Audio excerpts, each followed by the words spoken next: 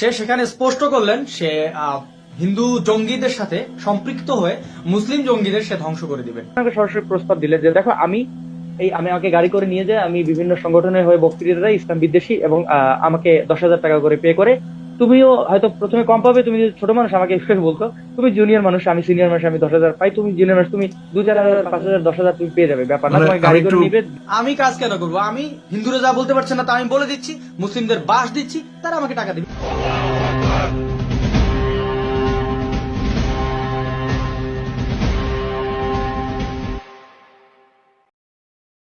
আসসালামু আলাইকুম।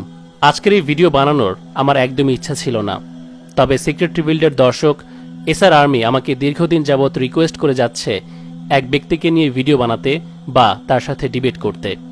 আসাদ নূর নামক এক ব্যক্তি দীর্ঘদিন যাবৎ ইসলাম নিয়ে কটূক্তি করছে, আমাদের প্রিয় নবী হযরত মুহাম্মদ সাল্লাল্লাহু আলাইহি ওয়াসাল্লামকে নিয়ে গালাগালি করে ভিডিও বানাচ্ছে। অনেকে হয়তো ভাবতে পারেন যে এত রিকোয়েস্ট করার পরেও কেন আসাদকে নিয়ে কোনো ভিডিও আসছে না। কিবরিয়া ভাইয়ের হয়তো এই ব্যাপারে কোনো মাথা ব্যথা নাই, বা রাসূলুল্লাহ সাল্লাল্লাহু আলাইহি ওয়াসাল্লামকে অপমান করলে হয়তো আমার গায়ে লাগে না, না হলে তো প্রতিবেদন ভিডিও কবেই চলে আসতো। দেখুন, আপনারা বা অন্যান্য কন্টেন্ট ক্রিয়েটররা বিষয়টি কি যেভাবে দেখেন, আমি কিবরিয়া কিন্তু সেভাবে দেখি না। কারণ হয়তো আপনারা জানেন বা জানেন না যে আমি দীর্ঘদিন যাবৎ নাস্তিকদের বিরুদ্ধে লড়েছি। এ সমস্ত নাস্তিকদের প্রতিটা মুভমেন্ট আমার চেনা, এবং একজন রিসার্চার হিসেবেও তো জানি কে কখন কি কারণে কি করছে। অথচ তার কয়েকটি ভিডিও ভাইরাল হওয়ার কারণে সো কল্ড কন্টেন্ট ক্রিয়েটর এবং বক্তারা তাকে নিয়ে আলোচনা করতে শুরু করেছে এবং তাকে ট্রেন্ডিং টপিকে পরিণত করেছে, যেটা আসাদ নূর চাইছিল এবং আমি চাইছিলাম না। আমার চ্যানেল থেকে যদি আমি তাকে নিয়ে ভিডিও ছাড়ি তাহলে তো আমি লাখ লাখ মানুষের কাছে তাকে পৌঁছে দিলাম। এখন হয়তো প্রশ্ন করতে পারেন যে তাহলে কি প্রতিবাদ করব না? প্রতিবাদ করা কি ভুল? হ্যাঁ, করবেন অবশ্যই, কিন্তু কিভাবে করতে হবে সেটা আগে আপনাকে বুঝতে হবে। আর যেহেতু অবশেষে তাকে নিয়ে আমার ভিডিও করতেই হলো, তাই প্রতিবাদ কিভাবে করবেন তার ক্লু রেখে যাব। যাদেরকে আমরা নাস্তিক মনে করি বা তাদের বিপরীতমুখী কথাবার্তা কটূক্তি শুনে তাদেরকে বুদ্ধিমান মনে করি, তাদের প্রকৃতপক্ষে নাস্তিক হওয়া এবং বুদ্ধিমত্তার যাচাই করার যথেষ্ট প্রয়োজনীয়তা আছে। আমাদের প্রথম কাজ হলো নাস্তিক দাবিকারী নাস্তিকগুলো আসলে নাস্তিক কিনা সে ব্যাপারে আমাদেরকে নিশ্চিত হতে হবে। All the content creators out there বা মুসলমান ভাইয়েরা যারা ভিডিও বানিয়ে ফেলেছেন কয়েকশো আসাদকে নিয়ে, প্লিজ স্টপ মেকিং ভিডিও। ভুল চিন্তা ভাবনা নিয়ে তাকে নাস্তিক দাবি করে করে প্রচার করার কোনো প্রয়োজন নেই, বিকজ এরা নাস্তিক নয়। আমি যে বাড়িটাতে ছিলাম তাকে আমি খুব শ্রদ্ধা করি। তিনি যদিও আমাকে ইনভলভ করার চেষ্টা করেছিলেন, কিন্তু তার তো ওইটাই পেশা বা তার ওইটাই উদ্দেশ্য। তিনি হিন্দু জাগরণ মঞ্চের একজন নেতা ছিলেন, আমি নাম বলছি না। তো তিনি সানিউর রহমানকে দিয়ে বলেছেন বা সানিউর রহমানকে সরাসরি প্রস্তাব দিলেন যে দেখো আমি আমাকে গাড়ি করে নিয়ে যায়, আমি বিভিন্ন সংগঠনের হয়ে বক্তৃতা দেয়, ইসলাম বিদ্বেষী, এবং আমাকে 10,000 টাকা করে পে করে। তুমিও হয়তো প্রথমে কম পাবে, তুমি ছোট মানুষ, আমাকে বলতো তুমি জুনিয়র মানুষ, আমি সিনিয়র মানুষ, আমি 10,000 পাই, তুমি জুনিয়র মানুষ, তুমি 2,000, 5,000, 10,000 তুমি পেয়ে যাবে, ব্যাপার না, তোমাকে গাড়ি করে নিবে, দিয়ে দেবে। আমি একটু বোঝার চেষ্টা করতেছি। তাহলে মানে সে প্রথমে নিজেকে বললো নাস্তিক, তারপর ইন্ডিয়া গেল, ইন্ডিয়া যে সেখানে হয়ে গেল সে আসলে উগ্র হিন্দুত্ববাদী, যার মেইন কাজ হচ্ছে ভাষণ দেওয়া শুধুমাত্র ইসলামের বিরুদ্ধে। তাহলে নাস্তিক হয়ে শুধুমাত্র ইসলামের বিরুদ্ধে ভাষণ দেওয়া তো আসলে নাস্তিক না, এটা তো সে তো তাহলে হিন্দুত্ববাদী হয়ে গেল, রাইট? ঘটনাটা ইন্টারেস্টিং, রাইট? হ্যাঁ, ইন্টারেস্টিং হওয়ারই কথা। চলুন আরেকটু গভীরে যাওয়া যাক। নাস্তিক, কিন্তু সে নাস্তিক নয়, আবার কাজ করছে বিভিন্ন হিন্দু সংগঠনের হয়ে। যার কথা এখানে বলা হচ্ছে সানিউর রহমান, সে মূলত বাংলাদেশের একজন চুনোপটি ব্লগার, তাকেও কেউ চেনে না, কিন্তু সে ভারতে গিয়ে ইসলামের বিরুদ্ধে ব্যঙ্গ বিদ্রুপ করতে শুরু করে দিয়েছিল এবং এরপর আমরা যতটুকু জানতে পারি সে হিন্দু ধর্মে ধর্মান্তরিত হয়েছিল। কিন্তু হিন্দু ধর্মে রূপান্তরিত হওয়া বা এর উদ্দেশ্য সম্পর্কে আসল সত্যটা এই আসাদ নূর নিজেই তুলে ধরেছিল। শুনুন। সুপ্রিয় শ্রোতা, কথা বলতে হচ্ছে সানিউর রহমান নামক একজন ভণ্ডর ব্যাপারে। বাধ্য হচ্ছি, গত পরশুদিন থেকে শপথ নিয়েছিলাম। সানিউর রহমান মোটামুটি নাস্তিকতা ছেড়ে দিলেন তার এই অপকর্মগুলি যখন আমি ফাঁস করে দিচ্ছিলাম। তারপরে ভেবেছিলাম যে সানিউর রহমানের মতো নিকৃষ্ট কিটকে নিয়ে আর কথা বলবো না, কোনো দরকার নেই, তার পেছনে সময় ব্যয় করার মতো সময় আমাদের কাছে নেই। কিন্তু সে করলেন কি, লাস্টে মুফাসসিল ইসলামকে অ্যাটাক করে ভিডিও আপলোড করলেন।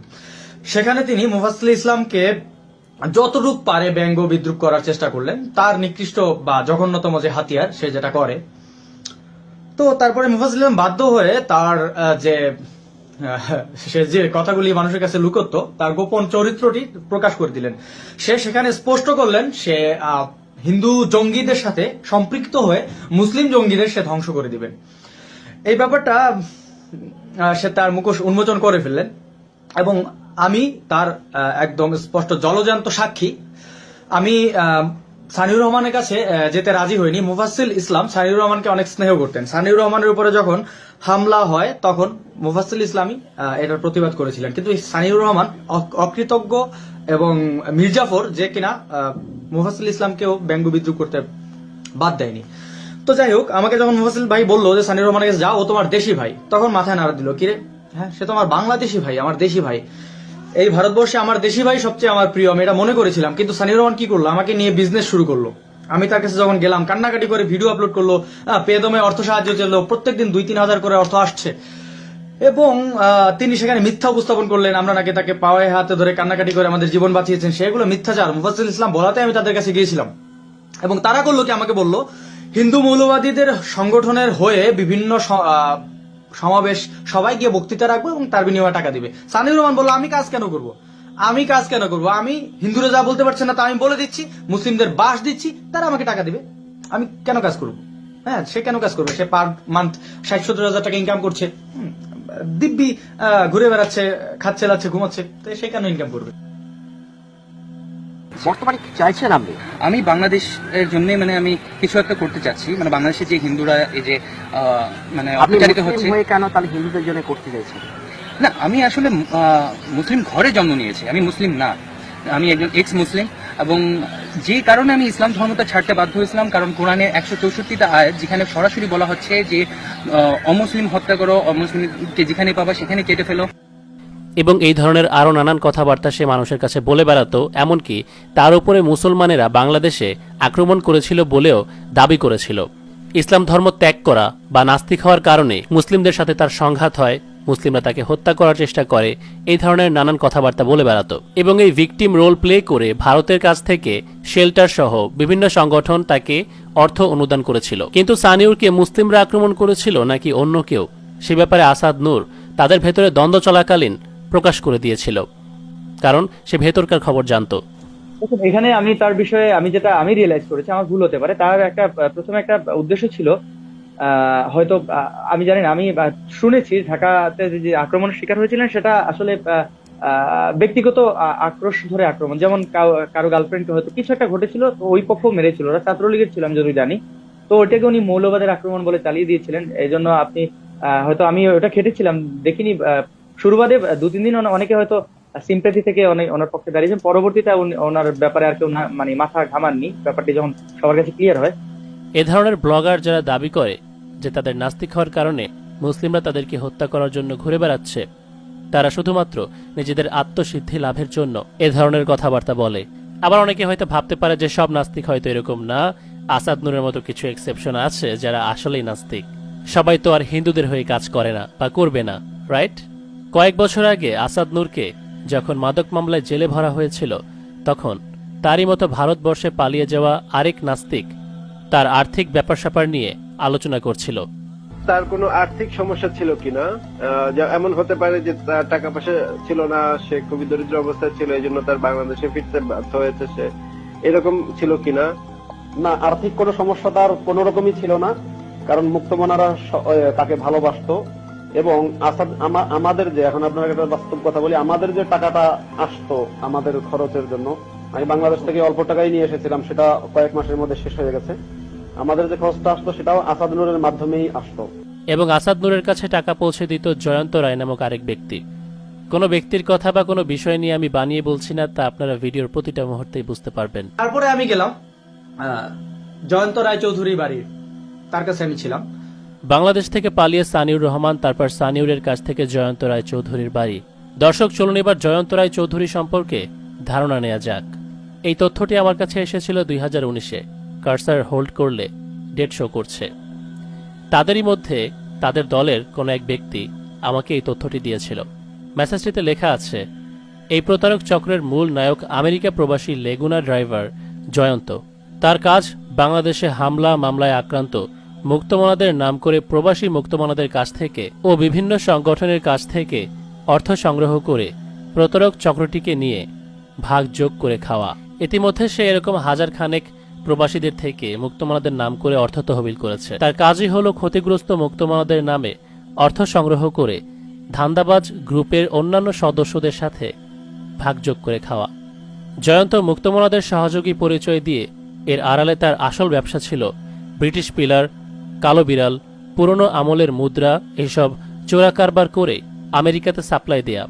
কিছুদিন পূর্বে ব্রিটিশ মুদ্রা পাচার চক্রের এই দুই সদস্য অ্যালেক্স ও মনোয়ার পুলিশের হাতে ধরা পড়ার পর রিমান্ডে অ্যালেক্স পুরো প্রতারক চক্রকারীদের দলের সব সদস্যদের নাম বলে দেয়। এরপরেই জয়ন্ত ধান্দাবাজ গ্রুপের সমস্ত অপকর্ম পাবলিক হতে থাকে। বেরিয়ে আসে মুক্তমনা পরিচয়ের আড়ালে জয়ন্ত এই পর্যন্ত কার কাছ থেকে কত টাকা অনুদান গ্রহণ করে। সবচেয়ে দুঃখজনক ব্যাপার হলো, যাদের নামে এই ধান্দাবাজ গ্রুপ অর্থ উত্তোলন করেছে তারা কেউই এ বিষয়ে কোনো তথ্য সম্পর্কে অবগত নয়। পুরো কাজটি করেছে জয়ন্ত অনেক গোপনে। এরপর তাদের আরেক সহকারীর কথাও এখানে বলা হয়েছে। তার আরেক সহযোগী মিলন ওরফে রনি, যার কাজ হলো আসাদের নামে টাকা উত্তোলন করা, ইয়াবা ব্যবসা করা। সে আসাদের ইয়াবা মামলার 2 নম্বর আসামি। পুলিশ তাকে খুঁজতেছে। মিলন একজন আইনজীবীর রুমের ক্লিনার হিসেবে দৈনিক 100 টাকা পায় এবং চেম্বারের ফ্লোরে ঘুমায়, যদিও সে নিজের আইডিতে সুপ্রিম কোর্টের আইনজীবী লিখে রেখেছে। জেলে থাকা আসাদের বান্ধবী বিয়াসের সাথে লিমন ফকিরের বান্ধবী মুক্তার বাসায় সেক্স করার সময় ধরা পড়ার পর দুজনকেই মুক্তা রাত 2টায় ঝাড়ু পেটা করে বাসা থেকে বের করে দেয়, যার ভিডিও অনেকের সংগ্রহে আছে। এবং আপনারা হয়তো জানেন না, লিমন ফকির আসাদ নূরের একই গ্রামের, মানে আমতলির ছেলে, যে আসাদের রক্ষিতাকে নিয়ে চম্পট মেরেছিল। এরপর আসাদ নূরকে জেল থেকে বেরিয়ে আমরা সেই বিয়াসের সাথে কিন্তু দেখতে পাই, মানে এরা মেয়েদেরকে ভাগযোগ করে নিয়ে থাকে আর কি। তো এই ধরনের মানুষ আবার আরেকজনের চরিত্র বা বিবাহ নিয়ে মন্তব্য করে। তো যাই হোক, আমরা দেখতে পাই আসাদ আবারও বিয়াসের সাথে ভারতবর্ষে পাড়ি জমায় এবং তখন থেকে এই পর্যন্ত আসাদ আলাদা করে ফেসবুক পেজ খুলে ইসলাম নিয়ে কটূক্তি করতে থাকে এবং সে এখনো ভারতবর্ষে আছে। আর বলা যায় বিয়াস তাকে ভালোই ব্যাকআপ দিয়েছিল, কারণ জয়ন্ত কিন্তু সবাইকে চম্পট দিয়ে টাকা পয়সা সব খেয়ে নিয়েছিল, যার কারণে তাদের মধ্যে একটা কামড়াকামড়ি শুরু হয়, বিশৃঙ্খলা শুরু হয়। একটা মজার বিষয় লক্ষ্য করেছিলাম যে বিয়াস বসু কিন্তু কখনোই নিজেকে নাস্তিক দাবি করেনি।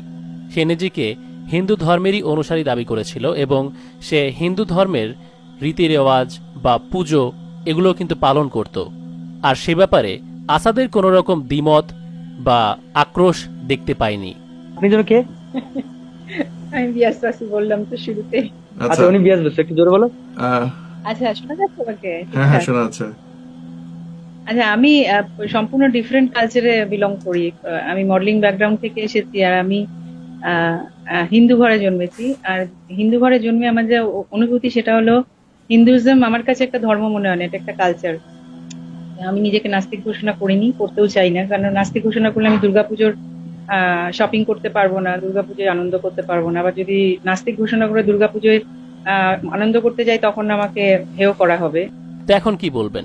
দুর্গাপুজোয় যদি কেউ অ্যাটেন্ড করতে পারে তাহলে কি সে নাস্তিক? নাস্তিকদের জন্য তো এটাও একটা ধর্মীয় মিনিংলেস উৎসব। তাহলে আসাদ নূর এই ব্যাপারে কেন কোনো কথা বলেনি বা বিয়াসকে বাধা দেয়নি? আসল কথা হলো, এমনটা করতে গেলে তো তার পায়ের নিচ থেকে মাটি সরে যাবে। কারণ যেই হিন্দুরা আসাদকে শেল্টার ও টাকা পয়সা দিয়ে ইসলামের বিরুদ্ধে লেলিয়ে দিয়েছে, তাদের বিরুদ্ধে কি আর বলা যায়? আর শুধু এতটুকুই নয়, এই যে বিভিন্ন মডেলদের নিয়ে চলাফেরা বা মেয়েদের সাথে ওঠা বসা, এই সমস্তর যোগানো সেই হিন্দুরাই দিয়ে দেয়। যেমন যে ব্যক্তিকে কথা বলতে শুনলেন একটু আগে, ভারতবর্ষে পালিয়ে যাওয়া আরেক কুলাঙ্গার মাসুদ কোন এক মেয়েকে জড়িয়ে ধরে পোজ মেরে ছবি তুলেছে এবং এটি কিন্তু তার ভারতে যাওয়ার পরের ছবি। সুতরাং সেই সংগঠনগুলো তাদেরকে শেল্টার, টাকা পয়সা, তারপর নারীদেরকে দিয়ে মনোরঞ্জন করিয়ে এদের মনের আকাঙ্ক্ষা পূরণ করছে এবং এরাও ইসলামের বিরুদ্ধে কাজ করে যাচ্ছে। এখন খুব স্বাভাবিকভাবে প্রশ্ন আসতে পারে, যেই সংগঠনগুলো এদের পেছনে এত এফোর্ট দিচ্ছে, এত টাকা পয়সা খরচ করছে, তাদের আসলে উদ্দেশ্য কি?